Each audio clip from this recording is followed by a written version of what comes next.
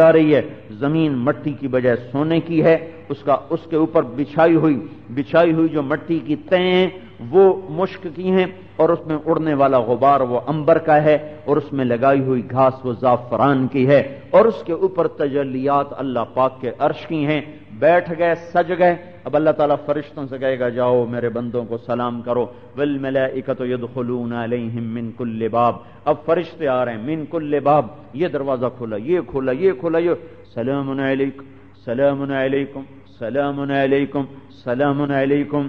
یہاں بھی لوگ افسروں کو سلام کرتے ہیں، لیکن جب وہ افسر ریٹائر ہو جاتا ہے اس بیچارے کو پوچھتا ہی کوئی نہیں ہے۔ اب یہاں اللہ تعالیٰ فرشتوں کو بھیج رہا ہے، سلام کرو، ادھر سے ادھر سے ادھر سے ادھر سے، سلام علیکم۔ وہ حیران ہو کر کہیں گے اور بھائی اتنے سلام کیوں کر رہے ہو؟ وہ کہیں گے بما صبرتم، جو آپ نے ہری پور میں اللہ کی اطاعت کی اور صبر کیا اور سہتے رہے اور پستے رہے اور کڑتے رہے، آج ہم تمہیں سلام کرنے آئے ہیں۔ بما صبرتم فنعم عقبی الدار، دیکھ لیا کیسا ٹھکانہ ہے۔ فرشتے واپس گئے، ایک دم اللہ پاک کا عرش کھل کے جائے گا اور اللہ سامنے آ کر کہ سلام قولا من رب الرحیم، میرے بندو تمہارا رب بھی تمہیں سلام پیش کرتا ہے۔ ہاں پھر اللہ کہے گا میرے بندے بندی راضی ہو، خوش ہو؟ اب راضی ہو؟ راضی ہو؟ هل رضیتم، خوش ہو؟ کہیں گے یا اللہ بڑے خوش ہیں، بڑے خوش۔ وما لنا لا نرضى وقد اعطيتنا ما لم تعط احدا من خلقك، یا اللہ ہم کیوں نہ راضی ہوں، آپ نے ہمیں وہ دیا جو کسی کو نہیں دیا۔ تو اللہ تعالیٰ کہیں گے افلا اعطيكم بافضل من ذلكم، اب میں تمہیں اس سے بھی اعلیٰ چیز دے دوں، جنت سے اعلیٰ، جنت سے اعلیٰ چیز دے دوں؟ یا اللہ فأي شيء افضل من ذلك، یا اللہ جنت سے اعلیٰ کیا چیز ہو سکتی، ہر نعمت لذت پوری۔ تو اللہ تعالیٰ کہیں گے احل علیکم رضوانی فلا اسخط علیکم ابدا، جاؤ میں تم پہ راضی ہو گیا، اب کبھی ناراض نہ ہوں گا۔ اب میری ناراضگی کا ڈر نکال دو، میری ناراضگی کا خوف نکال دو، مزے کرو۔ کتنی اونچی پرواز دی جائے گی، کتنا بلند مقام دیا جائے گا کہ اللہ اپنے بندے کو جنت میں خط لکھے گا اور لکھا ہوگا من العزیز الرحیم الی العزیز الرحیم، یہ خط ہے عزیز رحیم رب کی طرف سے اس کے عزیز رحیم بندے کے نام۔ جاؤ راضی ہو گیا، راضی ہو گیا۔ موت ذبح، جنت والے جنت میں، دوزخ والے دوزخ میں۔ اللہ تعالیٰ ایک چھترے کو لائے گا، مینڈھا۔ کون ہے یہ لوگوں، کون ہے یہ جنت والو، یہ کون ہے؟ دوزخ والو یہ کون ہے؟ جی پتہ نہیں کون ہے، کہ یہ موت ہے۔ جبریل آؤ، جبریل کے ہاتھ میں چھری ہوگی، ذبح کرو۔ آج موت ذبح کہ جاؤ یا اہل النار الخلود و یا اہل الجنت الخلود، جنت والو ہمیشہ، جہنم والو ہمیشہ۔ ایک حدیث میں آتا ہے اگر جنت والوں سے یوں کہا جائے کہ دنیا میں ریت کے جتنے ذرے تھے، ایک صحرا کی ریت گنو جا کر، پوری دنیا میں ریت کے جتنے ذرے تھے اتنے سال تمہیں جنت میں رکھ کے پھر نکال دیا جائے گا تو سارے رونے لگ جائیں گے، غمگین ہو جائیں گے۔ اور اگر دوزخ والوں سے یوں کہا جائے کہ دنیا میں ریت کے جتنے ذرے تھے اتنے سال تمہیں دوزخ میں رکھ کے نکال دیا جائے گا تو سارے خوش ہو جائیں گے، خوش ہو جائیں گے۔ نہیں نہیں نہیں نہیں، اللہ پوچھے گا یا اہل النار، اے آگ والو، وہ کہیں گے لبیک ربنا وسعدیک، اے اللہ ارشاد۔ اللہ کہیں گے کم لبثتم فی الارض عدد السنین، بولو دنیا میں کتنی زندگی گزار کے آئے؟ وہ کہیں گے یومن او بعض یومن، میرے مولا ایک ہی دن تو گزارا تھا۔ دوسرے کہیں گے یہ غلط کہہ رہے ہیں، ایک دن کہاں گزارا تھا، آدھا دن گزارا تھا۔ تو اللہ تعالیٰ فرمائیں گے بئس ما تجرتم، ارے تمہارا ستیہ ناس ہو، تم کتنا گھاٹے کا سودا کر کے آئے ہو۔ غضبی وسخطی ونار جہنم، تم نے میرے غصے کو، میرے غضب کو، آگ کو خریدا، جاؤ دفع ہو جاؤ، تمہیں کوئی نہیں نکال سکتا۔ اگر موت ہوتی تو یہ غم سے مر جاتے، ہمیشہ کی آگ جل پڑی۔ پھر آخر یہ تنگ آ کر کہیں گے فرشتوں سے ادعوا ربکم یخفف عنا یوما من العذاب، تھوڑا سا عذاب تو کم کر دو۔ تو ان سے کہا جائے گا اولم تک تأتیکم رسلکم بالبینات، تمہیں کسی نے بتایا تھا کہ آگے کچھ ہونے والا ہے؟ قالوا بلا، کہنے لگے ہاں۔ فادعوا وما دعاء الکافرین الا فی الضلال، کہ اب تمہاری کوئی دعا قبول نہیں ہو سکتی۔ پھر کہیں گے یہ تو سنتے نہیں، یا مالک، دوزخ کا بڑا فرشتہ یا مالک، وہ 1000 سال کے بعد کہے گا کیا بات ہے؟ کہیں گے لیقضی علینا ربک، اپنے اللہ سے کہو ہمیں موت دے دے، تو اللہ تو وہ کہیں گے انکم ماکثون، موت نہیں آ سکتی، ایسے ہی چلنا ہوگا۔ پھر کہیں گے یہ بھی نہیں سنتا، کہیں گے یا ربنا یا ربنا، اللہ کو پکاریں گے، اللہ پھر کہیں گے کیا کہتے ہو؟ کہیں گے غلبت علینا شقوتنا وکنا قوما ضالین، مولا بدبخت تھے، برا کر بیٹھے، توبہ معافی مانگتے ہیں، ہمیں نکال دے، فإن عدنا فإنا ظالمون، آئندہ بالکل نہیں کریں گے۔ تو اللہ کہیں گے اخسؤوا فیہا، اسی میں پڑے رہو، ولا تکلمون، اور اپنی بکواس بند کر دو۔ پھر اللہ کہے گا دوزخ کو تالا لگا دیا جائے، ہے تو اس کو تالا لگ جائے گا، نہ کوئی اندر جا سکے گا، نہ کوئی باہر نکل سکے گا۔ اللہ جنت والوں سے پوچھے گا کم لبثتم فی الارض عدد السنین، میرے بندو تم ہری پور میں کتنا رہ کے آئے تھے؟ کہیں گے یومن، ایک دن۔ دوسرے کہیں گے نہیں، ایک دن کہاں، بعد یومن، آدھا دن۔ تو اللہ کہیں گے نعم ما تجرتم، شاباش، بڑا اچھا سودا کیا، رحمتی و کرامتی و جنتی، تم نے میری رحمت کو، میری مہمان نوازی کو، اور تم نے میری جنت کو خرید لیا، جاؤ چلے جاؤ، وَلَكُمْ فِيهَا وَلَهُمْ فِيهَا مَا يَشْتَهُونَ وَلَدَيْنَا مَزِيدٌ، جاؤ جو چاہو گے دوں گا، اور جہاں تمہاری چاہتیں ختم ہو جائیں گی وہاں اپنا شایان شان دوں گا، اپنی شان کا دوں گا۔ میرے بھائی اور بہنوں، اللہ کو پسند آ جائیں، اللہ کے بندے بن جائیں، اللہ کی بندیاں بن جائیں، تبلیغ اس کی محنت ہے کہ مجھے اللہ پسند کر لے، مجھے اللہ چاہ لے، اور اللہ نے اپنی چاہت کو اپنے محبوب صلی اللہ علیہ وسلم کے مبارک طریقوں میں رکھا ہے۔ کوئی اللہ نے ہمارے نبی کو 11 بیویاں دی، 11، تاکہ 11 نمونے، 4 بیٹیاں، 11 اور 4 15 نمونے سامنے کھڑے کر دیے ہیں، اور عورتوں سے کہا ہے ان میں سے کسی کے بھی پیچھے چلو گی تو کامیاب۔ ہمارے نبی کی شادیاں، یہ شوق کی اگر شادی ہوتی، شوق سے اگر آپ شوق سے شادی کرتے تو 25 سال کا نوجوان 40 سال کی عورت سے کیوں شادی کرے گا؟ اور وہ عورت جس کے پہلے 2 نکاح ہو چکے تھے اور ہر نکاح سے اولاد بھی تھی، پہلے خامن سے بھی اولاد، دوسرے خامن سے بھی اولاد، اور 40 سال عمر، عورت کی جوانی 40 سال پہ ختم ہو جاتی، اور آپ 25 سال کے نوجوان، اور آپ ایسے حسین تھے کہ آپ کے بارے میں آتا ہے وسیم قسیم، او وسیم تھے۔ وسیم کس کو کہتے ہیں؟ جس کو جتنی دفعہ دیکھو پہلے سے خوبصورت نظر آئے۔ ام معبد الخزائیہ آپ کا حلیہ بیان کرتی۔ ام معبد، آپ جب ہجرت کے سفر میں جا رہے تھے نا، تو پہلے دن کے بعد، پہلا دن تھا تو بھوک بھی لگی، پیاس بھی لگی، کچھ کھانے کو ہے نہیں، ایک خیمہ دیکھا، ایک عورت بیٹھی تھی، ام معبد۔ تو ہمارے نبی نے فرمایا اماں کچھ کھانے کو مل جائے گا؟ کہ بیٹا کچھ بھی نہیں۔ کہ یہ بکری کیوں کھڑی ہے؟ ایک بکری کھڑی تھی۔ کہ یہ بیمار ہے، چل بھی نہیں سکتی، تو یہ چرنے گئی نہیں، یہ تو اس لیے کھڑی۔ کہ یہ بکری مجھے پکڑاؤ گی؟ کہ لے لو میرا بچہ۔ تو آپ نے بکری کو پکڑا، بیمار، کمزور، تو آپ نے اس کے تھنوں پہ سے ہاتھ پھیرا، ایک دم دودھ سے بھر گئے۔ وہ ام معبد سے پھٹی آنکھوں سے دیکھ رہے، تو آپ نے بھرا برتن، پھر 4 ساتھی تھے، خود ابو بکر، عامر بن فہیرہ، عبداللہ بن اریقط۔ عبداللہ بن اریقط وہ جو رہبر تھا، عامر بن فہیرہ غلام تھا، اور آپ اور ابو بکر۔ تو آپ نے پہلے تینوں کو پلایا، پھر خود پیا، پھر اس کے بعد دوبارہ اس تھنوں میں سے دودھ نکالا، پھر برتن بھر دیا، اور بھر کے اماں کو دے دے اور چلے گئے۔ جب ابو معبد آئے واپس بکریاں چرا کے، تو دودھ دیکھا، کہنے گے یہ دودھ کہاں سے آ گیا؟ کہ اس بکری کا، یہ بکری تو چل نہیں سکتی، اس میں دودھ کہاں سے؟ کہ ایک بڑا حسین جوان آیا تھا جس نے ہاتھ لگائے تھے اور دودھ تھنوں میں بھر گیا تھا۔ تو ابو معبد کہنے لگے کیسا تھا ذرا حلیہ تو بتاؤ۔ تو اس اماں نے ایسے الفاظ بولے کہ آج تک بڑے بڑے عالم سر پکڑ کے بیٹھے ہوتے ہیں کہ ترجمہ کیسے کریں۔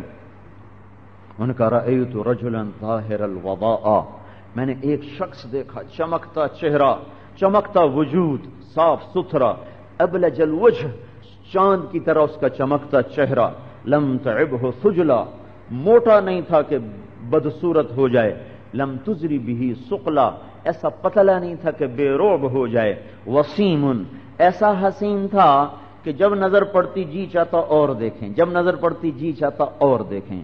عربی زبان میں وسیم اس خوبصورت کو کہتے ہیں جس کو دیکھنے سے آنکھ نہ بھرتی ہو۔ یہ دنیا میں صرف اللہ کے نبی آئے ہیں۔ پکڑ کے یوں بیٹھتے تھے، خوش ہوتے تھے تو گالوں سے نور نکلتا تھا، غصے ہوتے تھے تو یہاں رگ تھی جو ایسے پھڑکنے لگتی تھی، بموں کے درمیان رگ تھی جو ایسے ایسے پھڑکنے لگتی تھی۔ آپ مسکراتے تھے اور ہنستے تھے، کبھی کہا نہیں لگایا، ہا ہا ہا کر کے نہیں ہنسے۔ ہمیں نہیں روکا نہیں ہے، چونکہ ان کو پتا ہے کہ یہ نہیں کر سکتے۔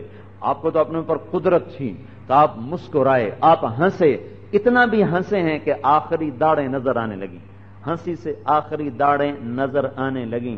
ایسا بھی ہوا ہے کہ آپ ہنسے اور آپ کی داڑیں آخری تک نظر آنے لگیں، لیکن آپ نے کہا کبھی نہیں۔ آپ روئے لیکن کبھی آپ نے واہ ویلا نہیں کیا، واہ ویلا نہیں کیا، کبھی شور نہیں مچایا۔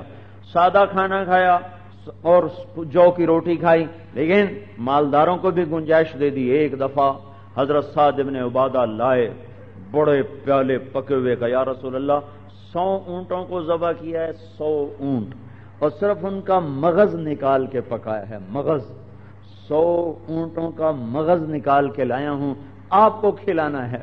وہ آپ 100 اونٹوں کا مغز کہاں کھا سکتے؟ سب کو پھر کھلایا گیا۔ تکلف والی دعوت کو بھی قبول کیا، سادہ کو بھی قبول کیا۔ حضرت عائشہ کا ولیمہ کیا، 1 گلاس دودھ پلایا، ولیمہ ہو گیا۔ حضرت صفیہ کا ولیمہ کیا، فرمایا اپنی اپنی روٹی لے کر میرے دسترخوان پہ آ جاؤ، ولیمہ ہو گیا۔ اپنی اپنی روٹی، ہر کوئی اپنی روٹی لایا اور حضور کے دسترخوان پہ بیٹھ کے کھایا، ولیمہ ہو گیا۔ تکلف والا ولیمہ بھی کیا۔ حضرت زینب سے آپ کی شادی ہوئی، یہ شادی وہ ہے جس میں نکاح نہیں ہوا دنیا میں، ایجاب، قبول، گواہ، وکیل، کچھ نہیں۔ آسمان سے خبر آئی، فلما قضا زید منہا وطرا زوجناکہا، جب زید نے طلاق دی اور عدت گزر گئی تو ہم نے اے میرے نبی تیرا نکاح زینب سے کر دیا۔ یہ دنیا میں واحد خاتون ہے جس کا نکاح آسمان پہ ہوا۔ تو حضرت زینب فخر کیا کرتی تھی ساری بیویوں پر، تمہارے نکاح تو دنیا میں ہوئے، میرا نکاح تو آسمانوں پہ ہوا ہے۔ نہ ایجاب نہ قبول۔ دیکھو ایجاب قبول کے بغیر تو نکاح ہی نہیں ہوتا۔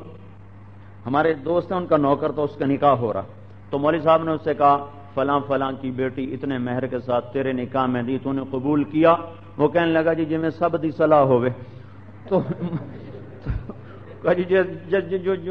جیسے سب کی رائے ہو۔ تو مولوی صاحب نے کہا سب کی رائے سے نکاح نہیں ہوتا، تیرے قبول کرنے سے نکاح ہوگا۔ تو یہاں نہ ایجاب نہ قبول نہ گواہ نہ وکیل نہ مہر، مہر بھی کوئی نہیں، مہر کے بغیر نکاح زنا ہو جاتا ہے۔ فلما قضا زید منہا وطرا زوجناکہا، جاؤ ہم نے زینب تیرے نکاح میں دے دی۔ تو اس خوشی میں حضرت زینب نے عرض کی یا رسول اللہ یہ ولیمہ میں خود کروں۔ یہ ولیمہ حضرت زینب نے خود کیا۔ کیا کیا؟ گائے ذبح کی، سارے مدینے والوں کو کھلایا گیا۔ یہ وہ ولیمہ ہے جس میں مدینے کا ہر بچی بچہ بوڑھا جوان مرد عورت شریک تھے، سب کو کھلایا۔ تو کیا قربان جاؤں اپنے نبی پر جس نے مالداروں کو بھی راستہ دے دیا، غریبوں کو بھی دے دیا، متوسط طبقے کو دے دیا، مردوں کے لیے بھی عورتوں کے لیے بھی زندگی کے ہر شعبے کو کامل اکمل طاہر اطہر کر کے ظاہر کر دیا۔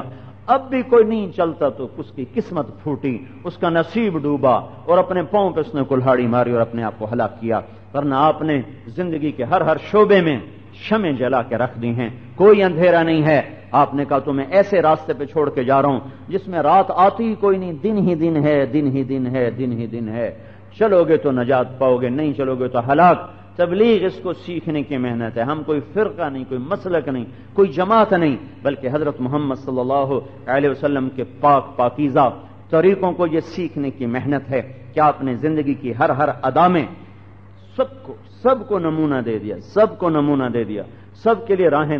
ایک بتاؤں، ایک دفعہ آپ نے ایک لباس پہنا، سن رہے ہو؟ غور سے سنو۔ ایک دفعہ آپ نے ایک لباس پہنا، اس کی قیمت کتنی تھی بھائی؟ 27 اونٹوں میں وہ خریدا گیا، 27 اونٹوں کے بدلے میں وہ خریدا گیا۔ آپ نے پہنا اور فوراً اتار دیا، پہنا اور اتار دیا۔ گویا اگر کوئی مالدار حلال پیسے کے ساتھ کوئی قیمتی کپڑا پہننا چاہے تو گنجائش دے دی۔ آپ ایک گھوڑے پہ سوار ہو، اس کا نام ہے ورد کہتے ہیں گلاب کو، وہ اتنا حسین تھا کہ اس کو گلاب کہا جاتا تھا، تو مالداروں کو اچھی سواری رکھنے کی گنجائش دیتے۔ پھر آپ کا ایک گھوڑا تھا، اس کا نام تھا سکب، وہ سکب کہتے ہیں بہنے کو، وہ اتنی تیزی سے دوڑتا تھا، لگتا تھا جیسے پانی بہتا ہوا جا رہا ہو۔ آپ نے جنگ احد اس گھوڑے پہ بیٹھ کر لڑی ہے۔ پھر ایک گھوڑے کا نام تھا یعصوب، یعصوب شہد کی مکھی کی ملکہ کو کہتے ہیں، مکھی کی جو ملکہ ہوتی ہے، وہ جو مکھیوں میں شہد کی مکھی نمایاں جو ملکہ ہوتی نا، نمایاں نظر آتی، سب میں نمایاں نظر آتی۔ وہ یعصوب ایسا حسین گھوڑا تھا، گھوڑوں میں کھڑا ہوا نمایاں نظر آتا تھا، اس لیے اس کا نام تھا یعصوب۔ ایک گھوڑے کا نام تھا یعبوب، ایک کا نام تھا مرتجل، ایک کا نام تھا لحیف، ایک کا نام تھا لیزاز، ایک کا نام تھا سبہا۔ یہ وہ عالی شان گھوڑے ہیں جن پر آپ نے سواری فرما کر امت کے مالداروں کو بھی گنجائش دے دی۔ خچر پہ سواری فرمائی، اونٹنی پہ سواری فرمائی، ایک کا نام عزبہ، ایک کا نام شہبہ، ایک کا نام جدعہ، ایک کا نام قصوہ، اونٹ کا نام عسکر، دوسرے کا نام ثعلب، خچر کا نام فضہ، دوسرے کا نام دلدل، اور گدھے پر سواری فرمائی، ایک کا نام عفیر، ایک کا نام یعفور۔ لو بھائی، غریب سے لے کر مالدار سب کے لیے راہیں بناتے۔ کیسا کریم، کیسا شفیق، کیسا مہربان۔ گھر میں جاتے ہیں اپنے ہاتھوں سے جھاڑو خود دیتے ہیں۔ آپ نے کبھی جھاڑو دیا گھر میں؟ آٹا خود گوندتے ہیں، عائشہ کو کہتے ہیں لو بھائی آٹا میں گوند رہا ہوں، تو روٹی پکا۔ کبھی آٹا گوندا آپ لوگوں نے؟ جھاڑو خود دے رہے ہیں، آٹا خود گوند رہے ہیں، 9 بیویاں گھر میں ہیں اور اپنے کپڑے خود دھو رہے ہیں، اپنا جوتا خود صاف کر کے گانٹ رہے ہیں، اپنے اونٹ کو چارہ خود جا کر ڈالتے ہیں، پانی خود پلاتے ہیں، لاکھوں جان نثار ہیں اور آپ اپنا کام خود کر رہے ہیں۔ اور 2 کام تو آپ نے کبھی کسی سے نہیں کروائے، 2 کام ساری زندگی خود کرتے تھے۔ ایک تہجد کا وضو، آپ کبھی کسی سے لوٹا نہیں اٹھواتے تھے، خود اس سے وضو فرماتے۔ ایک سائل کو دینا، آپ نے کبھی نہیں کہا یہ لو اور سائل کو دے کے آؤ، ہمیشہ اپنے ہاتھوں سے سائل کو دیتے تھے، اپنے پیسے، اپنے میں سے۔ جب ایک تو ہوتا تھا نا مال آیا، آپ نے کہا بلال تقسیم کر دو، بلال تقسیم کر دو۔ اپنا ذاتی مال اگر کوئی آپ خیرات کرتے، کبھی کسی کو نہیں کہتے تھے جاؤ دے کے، اپنے ہاتھوں سے خود سائل کو دیا کرتے تھے۔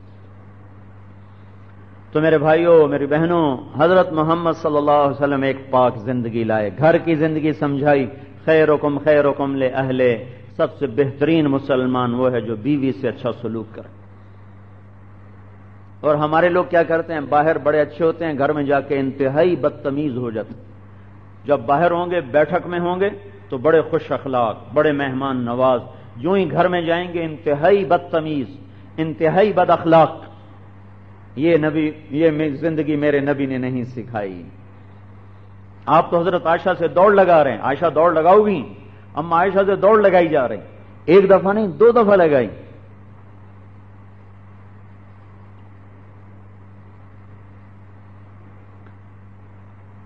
اور عورت کو بھی سمجھایا۔ ایک عورت نے کہا یا رسول اللہ میرے خامند کا میرے اوپر کیا حق ہے؟ تو آپ نے فرمایا تیرے خامند کے جسم پہ زخم ہو، زخموں میں پیپ ہو، اور تو زبان سے چاٹ کر اس کی پیپ اور زخم کو صاف کرے تو بھی خامند کا حق ادا نہیں ہوا۔ تو دونوں ہی طرف سے ہے، لیکن مردوں کی زیادتی زیادہ ہے کہ اخلاق نہیں ہے، حضور کی سیرت کو پڑھا نہیں ہے، سیکھا نہیں ہے، سمجھا نہیں ہے، جو رواج میں وہ چل رہا اور بنی ہوئی ہے۔ تو جو کہ ہمارے گھر کی معاشرت رواجی ہے، جو ہری پور میں ہو رہا ہے وہی نمازی کرے گا، وہی عالم کرے گا، وہی تبلیغ والا کرے گا، وہی حاجی کرے گا، وہی بے نمازی کرے گا۔ کچھ پتہ نہیں میرے محبوب کی میرے گھر میں کیا زندگی تھی۔ سیکھو سیکھو بھائیو بہنوں، سیکھو۔ دین سیکھنے سے آتا ہے، تقریروں سے نہیں آتا۔ تبلیغ سیکھنے کی محنت ہے۔ حضرت محمد صلی اللہ علیہ وسلم کی سیرت ساری موجود ہے۔ کرو کرو چمکو گے، دنیا بھی بنے گی، آخرت بھی بنے گی۔ اللہ کے نبی کی زندگی کی پیدائش سے لے کر وفات تک، رات میں، دن میں، سفر میں، حضر میں، رات کے اندھیرے میں، تاریکی میں، کسی چیز کو اللہ نے نہیں چھپنے دیا، ہر چیز کو سامنے کر دیا ہے، ہر چیز کو۔ اب کیسے بیٹھ کے کھاتے تھے؟ کیسے کھاتے تھے؟ کب سوتے تھے، کب اٹھتے تھے، جب اٹھتے تھے کیا دعائیں پڑھتے تھے، بازار میں جاتے تو کیا، کبھی ننگے سر بازار میں نہیں گئے. تم دیکھو ننگے سر مسجد میں آئے بیٹھے ہو، کبھی ننگے سر بازار میں نہیں گئے. کبھی میرا نبی ننگے سر نہیں پھرا، ہمیشہ سر پہ یا ٹوپی ہوتی تھی یا پگڑی ہوتی تھی. زندگی میں ایک دفعہ ننگے سر نماز پڑھائی، کپڑا ہی کوئی نہیں تھا ہی کچھ نہیں کہ سر پہ رکھ کے پڑھاتے. ایک چادر تھی وہی لپیٹ کر آپ نے جا کے نماز پڑھائی. تو دیکھو جو اللہ کے محبوب نے کیا اس کو کر کر کے چلو بھائیو. آپ کو کرتا پسند تھا، ساری زندگی کرتا پہنا. تہمت پسند تھا، شلوار کو پسند. ایک دفعہ شلوار آپ نے خود خریدی، خود شلوار خریدی، اسے ایک دفعہ پہنا. لیکن عرب میں عام دستور تہمت کا تھا تو آپ نے تہمت ہی پہنا، لیکن شلوار کو پسند فرمایا کہ یہ بڑا سطر والا لباس ہے. حضرت علی رضی اللہ تعالیٰ عنہ ہمیشہ شلوار پہنتے تھے.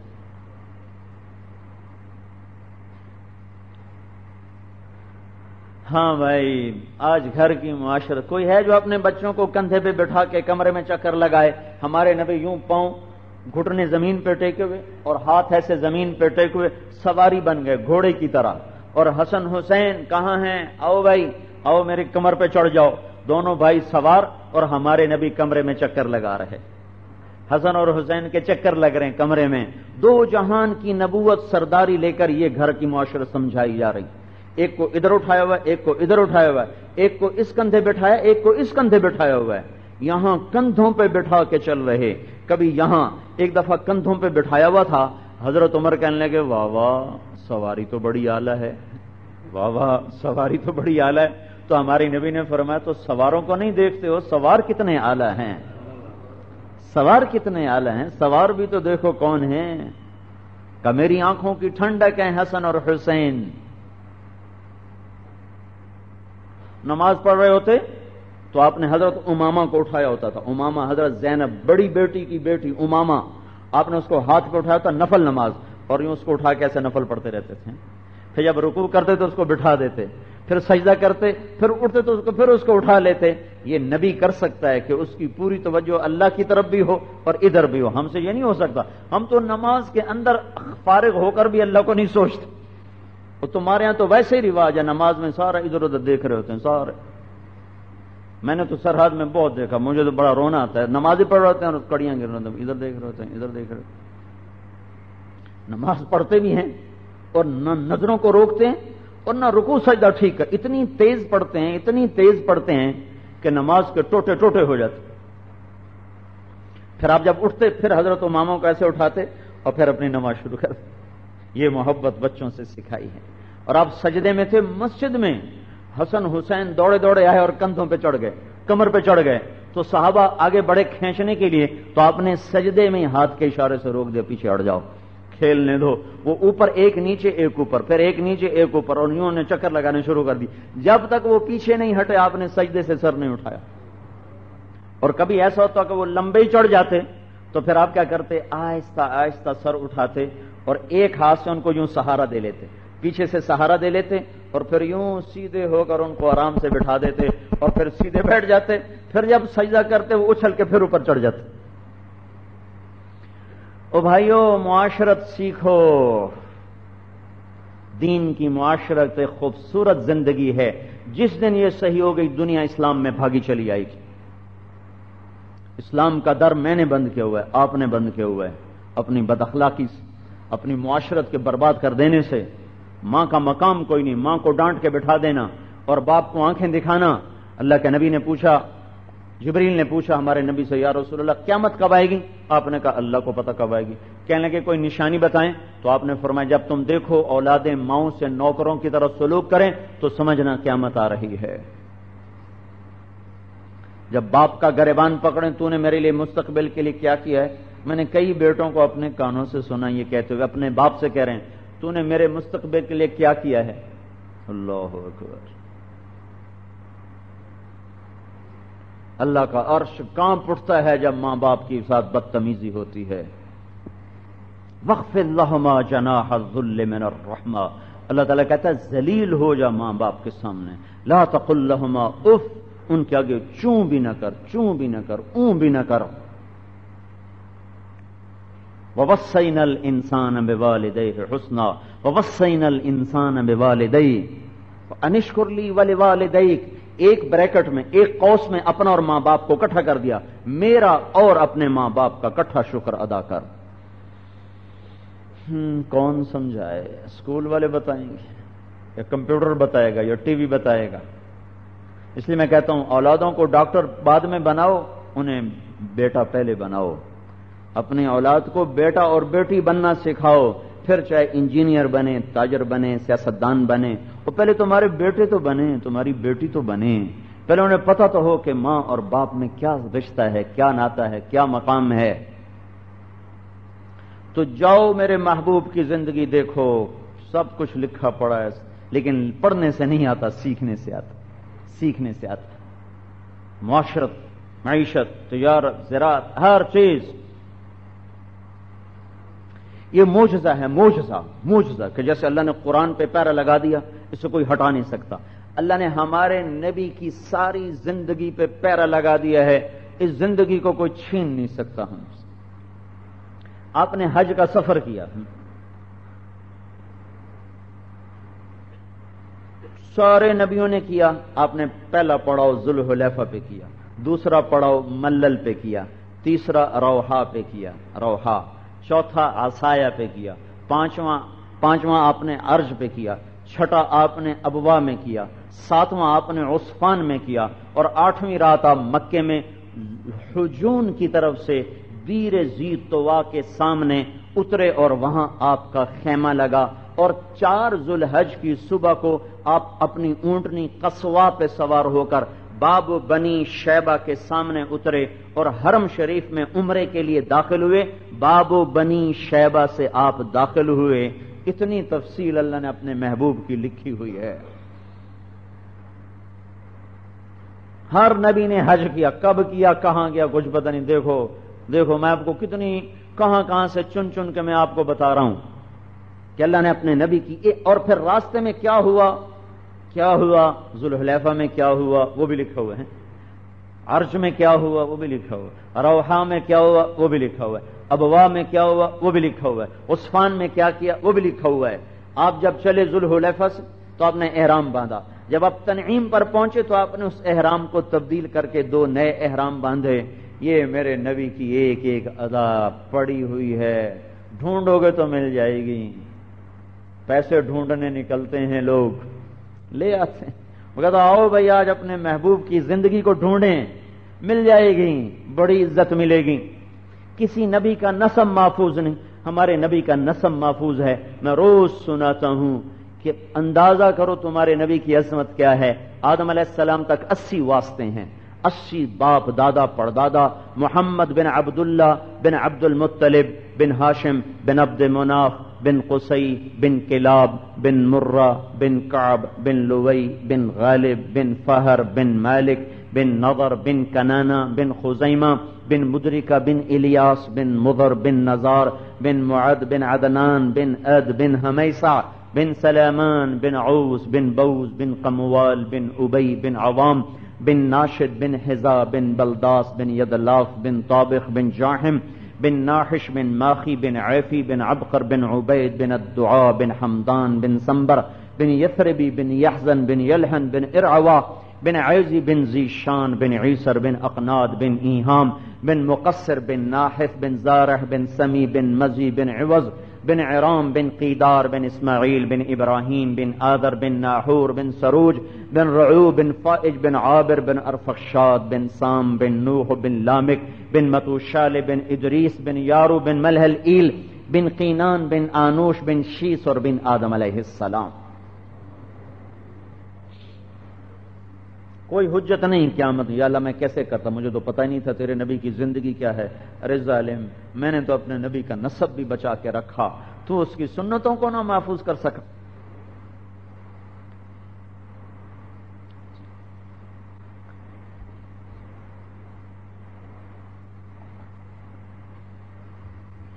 دستور نہیں کوئی بہنوں کو جائیداد میں حصہ دے۔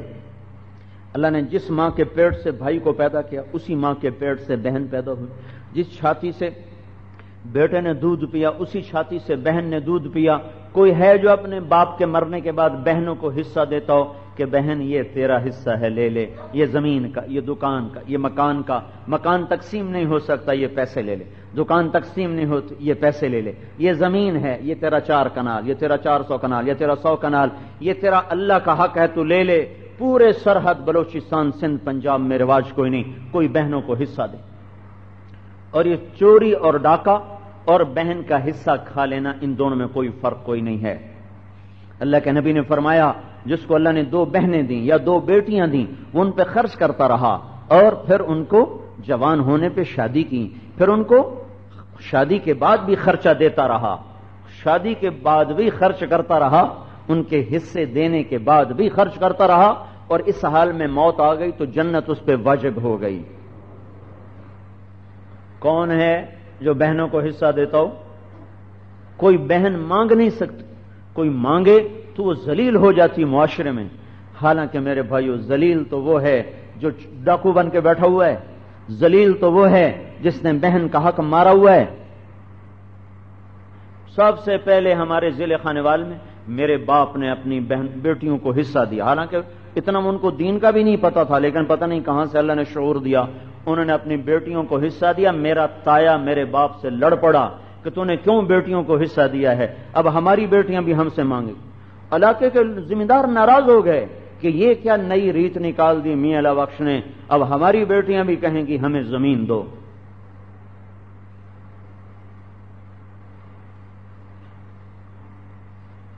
اپنی زندگی میں دے گئے، ان کو پتہ نہیں میرے بیٹے دیتے ہیں کہ نہیں دیتے، پتہ نہیں دیں کہ نہ دیں، اپنی زندگی میں دے گئے۔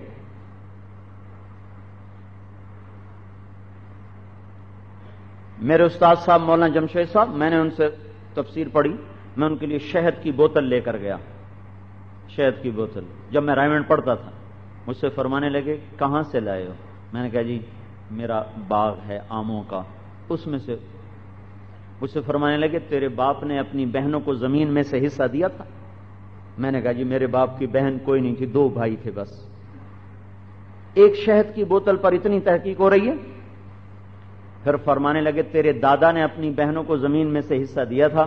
میں نے کہا جی میرے ہوش سے پہلے میرا دادا مر گیا، مجھے کچھ پتہ نہیں، مجھ سے پہلے کی بات ہے۔ اور میں نے کہا جی مجھے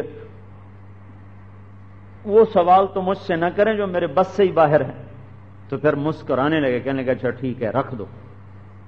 ایک شہد کی بوتل پر اتنی تحقیق، اور وہ بھی تو کہہ سکتے تھے یہ نہیں ماشاءاللہ جزاک اللہ، روز مسجدوں والے کیا کر رہے ہیں، ماشاءاللہ جزاک اللہ، ماشاءاللہ جزاک اللہ، آنے دو، چوری کا ہے، ڈاکے کا ہے، رشوت کا ہے، ماشاءاللہ جزاک اللہ، ماشاءاللہ جزاک اللہ۔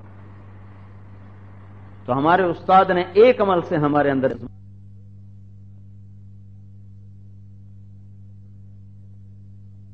کا کیا مطلب ہے؟ توبہ کا مطلب معافی نہیں ہے، توبہ کا مطلب ہے لوٹ آنا، واپس آ جانا۔ کتنا خوبصورت لفظ ہے، کتنا خوبصورت لفظ ہے۔ اللہ تعالیٰ کہہ رہا ہے یا ایھا الذین آمنوا توبوا الی اللہ توبۃ نصوحا، اے ایمان والو لوٹ آؤ اپنے اللہ کی طرف۔ جیسے ماں بچے کو کہتی ہے میرا بچہ آ جا میرے پاس، آ جا میرے پاس، تو کتنے بھی اور پکاریں وہ ان کے پاس نہیں جاتا، بھاگا بھاگا اپنی ماں کے پاس جاتا۔ سارے پکار رہے ہیں، ابا بھی، ماموں بھی، تایا بھی، نانا بھی، دادا بھی، اماں کہتی آ جا، تو سب کو چھوڑ کے سیدھا بھاگتا ہے ماں کی طرف۔ تو اللہ کہہ رہا ہے توبو الی اللہ، توبو الی اللہ۔ تمہیں ساری دنیا بلائے گی، ساری تمہیں نفس بلائے گا، پیسہ بلائے گا، عورت بلائے گی، دھن بلائے گا، دولت بلائے گی، کرسی بلائے گی، شراب بلائے گی، فحاشی بلائے گی، موسیقی بلائے گی، ساری دنیا تمہیں بلائیں گی آ جاؤ، اور میں بھی کہوں گا آ جاؤ آ جاؤ، تو تم کہیں نہ جانا، توبو الی اللہ، تم میرے پاس آنا، میری باہیں کھلی پاؤ گے۔ توبہ کا مطلب سمجھے ہو؟ توبہ، یا اللہ میں آ گیا، یا اللہ میں آ گیا، اس سے مراد لیا جاتا ہے یا اللہ مجھے معاف کر دے، لیکن اصل کیا ہے؟ یا اللہ میں آ گیا، میں آ گیا، میں تیرے در پہ گر گیا۔ تو بھائی خود بھی توبہ کرو، سارے ہری پور سے توبہ کرواؤ۔ آج اللہ روٹھا ہوا ہے، اسے منانے کا کوئی راستہ نہیں سوائے توبہ کے۔ حکومتوں کے بدلنے سے مسئلہ حل نہیں ہوگا، یاد رکھنا۔ ایک آتا ہے اس کو زندہ باد کہتے ہو، 4 دن گزرتے ہیں اس کو گالیاں دینا شروع کر دیتے ہو، اللہ اپنے عمل خراب کرتے، اپنے عمل خراب کرتے ہو۔ وہ تمہارے بھائی ہیں، ان کی ہدایت کی دعا کرو۔ ان حکمرانوں کے بدلنے سے حالات نہیں بدلیں گے، جب تک ہم توبہ نہیں کرتے اللہ حال نہیں بدلے گا، نہیں بدلے گا۔ لہذا بھائیو توبہ پہ لوگو، توبہ پہ لوگو، اللہ سے رو دھو کے مانگو، یہ جہان بھی بنے گا وہ بھی بنے گا۔ اس کو سیکھنا ہے، اس کو لے کے پھرنا ہے۔ تمہارا اجتماع تمہارے سر پر ہے، اس کے لیے جماعتیں بھی دینی ہیں۔ اب جلدی سے اپنے اپنے نام پیش